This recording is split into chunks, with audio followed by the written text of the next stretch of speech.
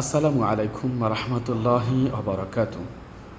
তৎকালীন মক্কার মুশরিকরা একে অপরকে অভিবাদন এইভাবে জানাতো, তাদের ভাষা আরবি। তারা বলতো আন আমা মাসা, বাংলাতে বলে শুভরাত্রি, ইংরেজিতে বলে গুড নাইট।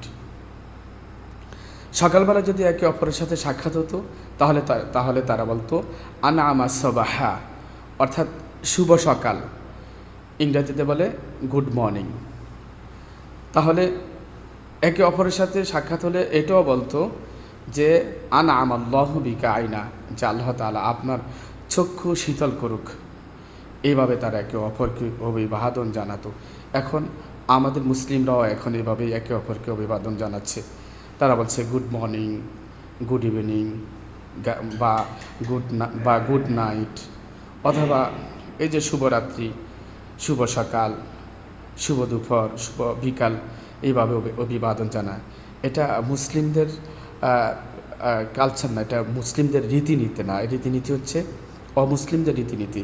মুসলিমদের রীতিনীতি হচ্ছে সালাম জানাবে, মুসলিমের সাথে সাক্ষাৎ হলে কিংবা দেখা হলে বলবে যে সালাম, বলবে আসসালামু আলাইকুম রহমতুল্লাহ, এভাবেই অভিবাদন জানাবে। মুসলিমদের সাথে এভাবেই